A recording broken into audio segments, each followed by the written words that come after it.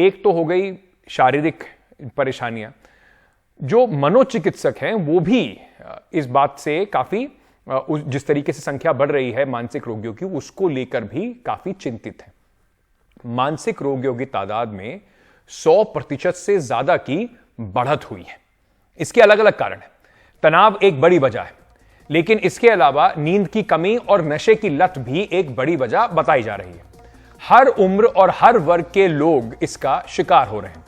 आपको हमारी सहयोगी पूजा भारद्वाज की रिपोर्ट दिखाते हैं, जो बेहतर समझा रही है कि इसके असर लोगों पर क्या हो रहे हैं। 20 साल का ये नौजवान पेशे से दर्जी है। 40 दिनों से नींद नहीं आई, मरने मारने का ख्याल आता है। मुंबई के बीएमसी अस्पताल सायन में इलाज चल रहा है। डे नाइट काम करने से उसको माइंड पे कुछ असर हुआ है और पेमेंट नहीं मिला, उसके लिए वो मतलब टेंशन लिया है।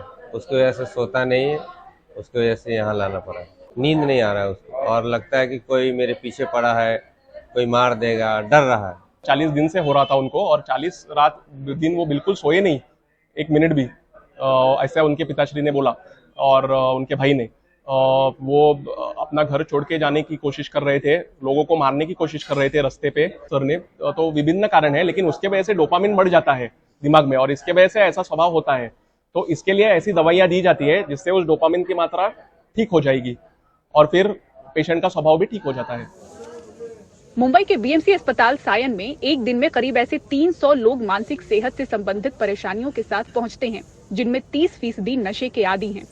हम लोग दिन के 300 पेशेंट देखते हैं, उसमें से ऑलमोस्ट 30% लोग सब्सटेंस यूज या ये जो नशा करते हैं उसके पेशेंट होते हैं। और उसमें सबसे कॉमन हमारे यहाँ जो आते हैं वो है अल्कोहल यूज के पेशेंट। तो जो शराब या दारू का जो नशा करते हैं वो। प्रेशर तो सबको है पर सब लोग दारू नहीं पीते हैं।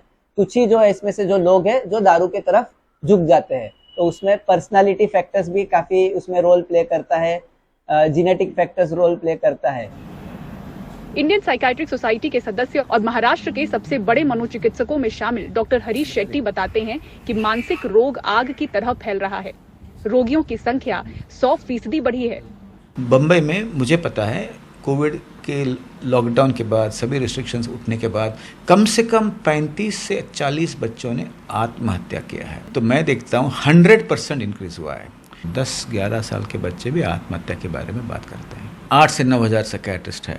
साइकियाट्रिस्ट की संख्या बढ़ना चाहिए, पर उस समय तक हम राह नहीं देख सकते हैं।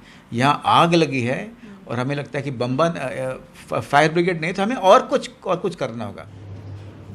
अपनी जान देने के बढ़ते मामलों को देखते हुए मुंबई में भांडू पुलिस ने जागर नाम से मुहिम शुरू की है।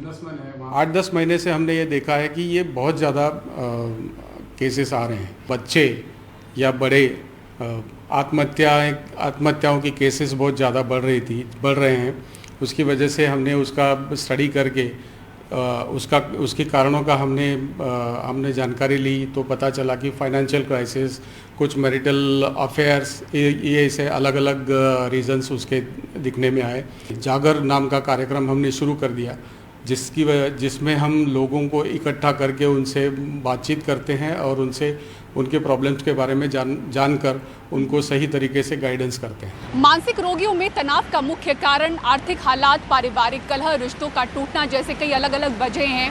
लेकिन जिन लोगों में हिंसात्मक सोच आती है उनमें नींद का ना होना एक कॉमन फैक्टर नजर आ रहा है, जिसके बारे में कहा जाता है कि ऐसे तनाव से डोपामिन रसायन की मात्रा बढ़ती है, जिससे आपराधिक सोच पैदा होते हैं। तो अगर नींद की कमी आप में भी नजर आ रही है तो आप ये समझ लें कि मानसिक सेहत पर गौर जरूरी है, वो भी जल्द। मुंबई से कैमरा पर्सन अल्ताफ के साथ पूजा भारद्वाज, एनडीटीवी इंडिया।